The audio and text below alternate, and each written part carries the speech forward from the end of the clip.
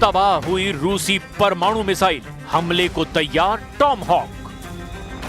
लगभग 4 साल की जंग में ऐसा पहली बार हुआ है कि जब रूस की एक हाइपरसोनिक बैलिस्टिक मिसाइल को यूक्रेन ने तबाह करने का दावा किया है। हैरानी की बात तो यह है कि इस दावे ने रूस के गुस्से को 7वें आसमान पर पहुंचा दिया है। कुछ रिपोर्ट्स का दावा है कि रूस ने पूर्वी यूक्रेन के डोनेत्स्क में घिरे 10,000 से ज्यादा यूक्रेनी सैनिकों पर शिकंजा और कस लिया है।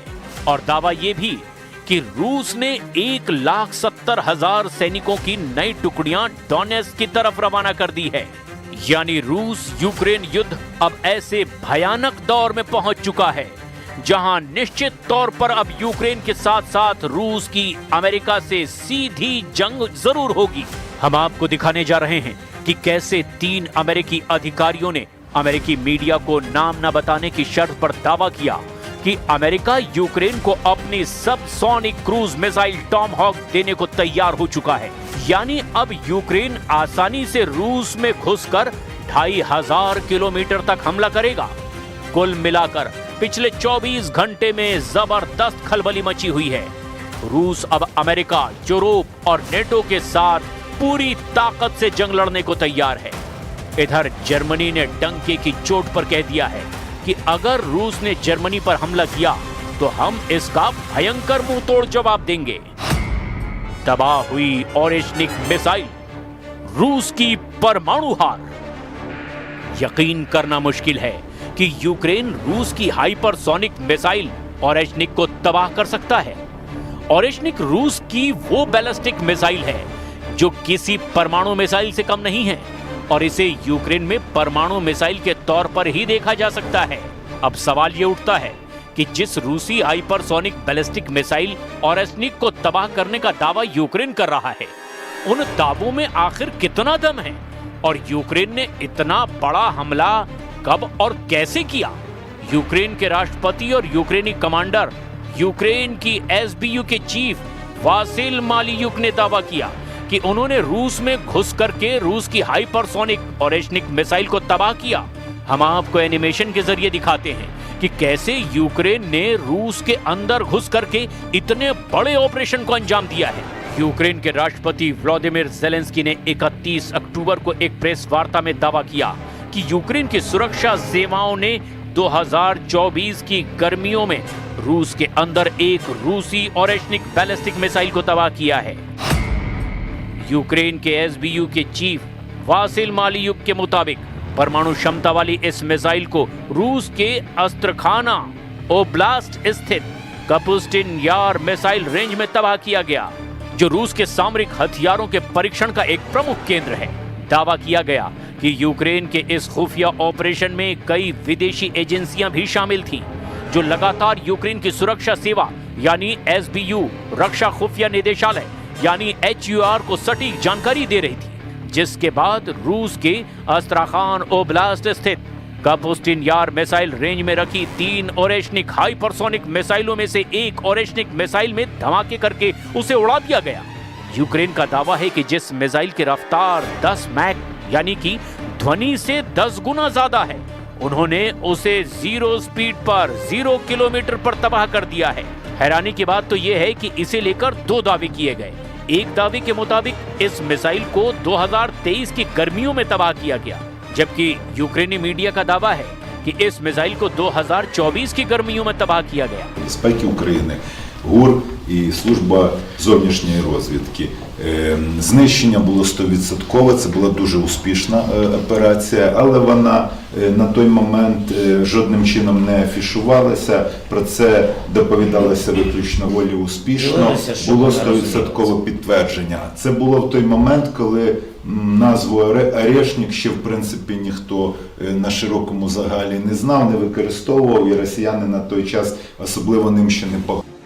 यूक्रेन के एसबीयू प्रमुख वासिल मालियुक के मुताबिक ये गुप्त ऑपरेशन रूस के अस्त्राखान क्षेत्र के कपुस्तिन यार मिसाइल परीक्षण केंद्र पर किया गया और ये 100% कामयाब रहा।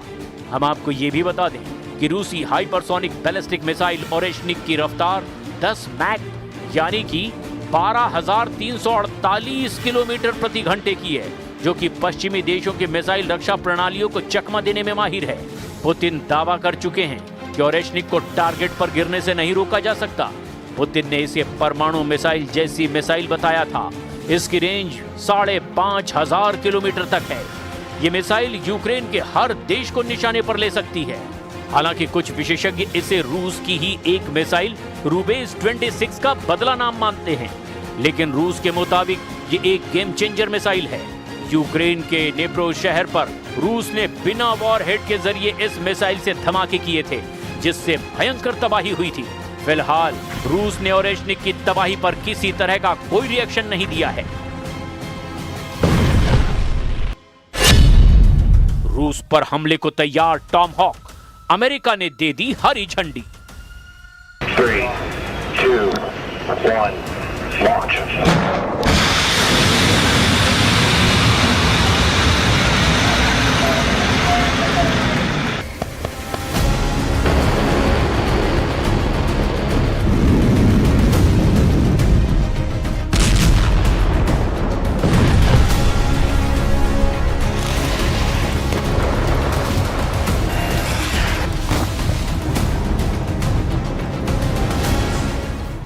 यूक्रेन के दावों के बीच अमेरिका से भी हैरान करने वाली खबर सामने आई है। दावा किया जा रहा है कि रूस के खिलाफ जिस अमेरिकी क्रूज मिसाइल टॉमहॉक को देने से राष्ट्रपति ट्रंप मना कर रहे थे, वो ट्रंप अब रूस पर भीषण हमला करने के लिए यूक्रेन को टॉमहॉक मिसाइलें देने को तैयार हो चुके हैं। अमेरिकी मीडिया CNN की एक रिपोर्ट में जबरदस्त दावा किया गया है। दावा है कि 3 अमेरिकी और यूरोपीय अधिकारियों ने अमेरिका को बताया है कि अमेरिका का रक्षा सिस्टम पेंटागन ने यूक्रेन को लंबी दूरी की टॉमहॉक मिसाइलें देने की मंजूरी दे दी है। पेंटागन ने यह तय किया है कि इससे अमेरिकी भंडारों को कोई नुकसान नहीं होगा।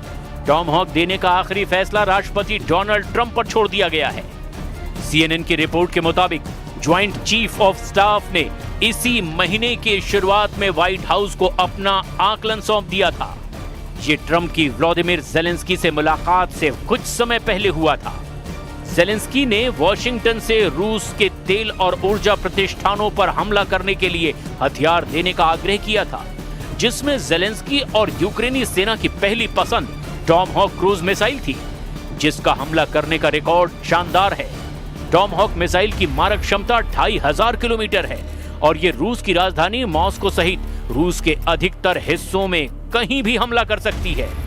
पुतिन ट्रंप से पहले ही कह चुके हैं कि अगर यूक्रेन को टॉमहॉक मिसाइलें अमेरिका देता है तो इससे अमेरिका और रूस के संबंध बुरी तरह से खराब हो जाएंगे।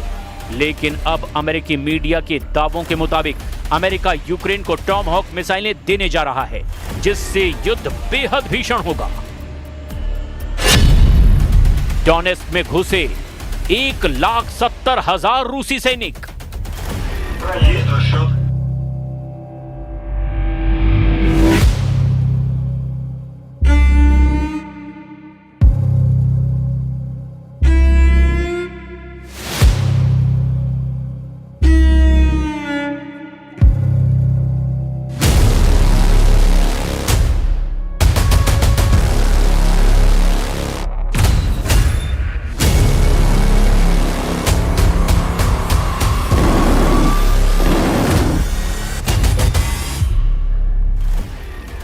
इधर यूक्रेन के राष्ट्रपति व्लादिमीर ज़ेलेंस्की ने दावा किया है कि रूस के पूर्वी डोनेस्क क्षेत्र में करीब 1,70,000 सैनिकों को तैनात कर दिया गया है। इन सैनिकों का लक्ष्य यूक्रेन के रणनीतिक शहर पोक्रोवस्क पर कब्जा करना है, जो देश के पूर्वी मोर्चे पर आपूर्ति और सैनिकों की आवाजाही का सबसे अहम केंद्र माना जाता है। ज़ेलेंस्की का कहना है कि पोक्रोवस्क में स्थिति कठिन है। यहाँ रूसी टुकड़ियां शहर में घुस आई हैं, लेकिन यूक्रेनी बल उन्हें पीछे धकेल रहे हैं। राष्ट्रपति ने रूस के उन दावों को सिरे से खारिज कर दिया है जिसमें कहा गया था कि पोक्रोवस्क शहर की घेराबंदी हो चुकी है, जबकि जमीनी रिपोर्ट के मुताबिक यूक्रेन के खिलाफ रूस ने इस वक्त 2 तरफ से भयंकर मोर्चे खोल रखे हैं। दावा किया जा रहा है कि रूस ने जहां एक तरफ यूक्रेन की राजधानी कीव पर भीषण हमले शुरू कर रखे हैं, वहीं पूर्वी यूक्रेन के डॉनबॉस इलाके पर इतने तीखे और भीषण हमले किए गए हैं कि कई पूर्वी शहरों में यूक्रेनी सेना चारों तरफ से घिर चुकी है। सबसे हैरानी की बात तो यह है कि यूक्रेन के राष्ट्रपति ने भी माना है कि हमारी सेना को पूर्वी यूक्रेन के पोक्रोवस्क शहर पर काफी भीषण जंग का सामना करना पड़ रहा है। लेकिन यहां पर देखने वाली बात यह है कि रूस ने 10,000 यूक्रेनी सैनिकों को घेरने का दावा किया है, जिसमें यूक्रेनी सेना के स्पेशल यूनिट भी शामिल है। रूसी और यूक्रेनी सेनाएं यूक्रेन के पूर्वी शहरों पोक्रोवस्क और मिरनोराद में भीषण जंग कर रही हैं। दावा यह किया जा रहा है कि रूस की सेना डोनेट्स्क के पोक्रोवस्क और मिरनोराद में बड़े इलाके पर कब्जा कर चुकी है।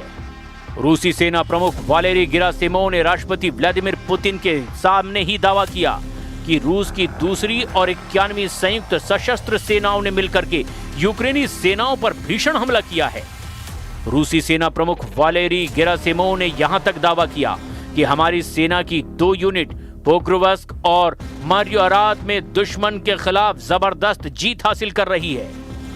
दावा तो यहां तक किया जा रहा है कि घेरे गए 5,500 यूक्रेनी सैनिक, जिनमें यूक्रेन की विशेष एयरबोर्न यूनिट और समुद्री लड़ाकू इकाइयों यानी मरानी यूनिट के कमांडो तक रूसी सेनाओं से पूरी तरह घिर चुके हैं।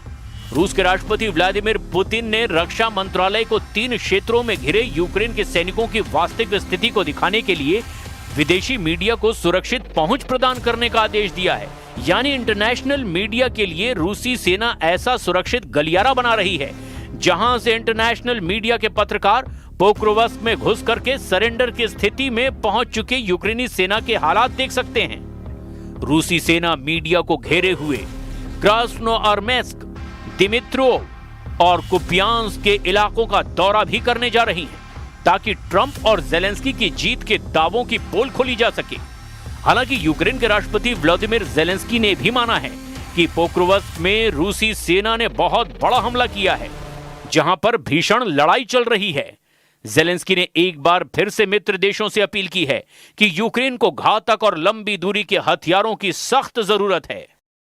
Удар був складний, комбінований, спеціально прорахований, що було важко протидіяти. Були і ракети, включно з балістикою та аеробалістичними, 52 ракети загалом. Більше 600 ударних дронів, із них шахеди близько 400. Більшість дронів знешкодили, 2/3 ракет теж збито.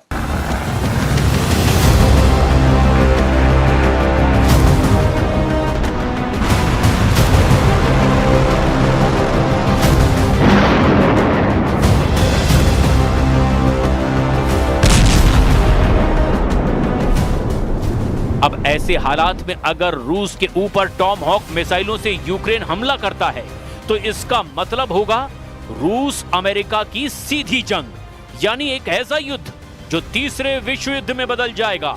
और अगर ऐसा हुआ तो फिर परमाणु जंग को कोई नहीं रोक पाएगा।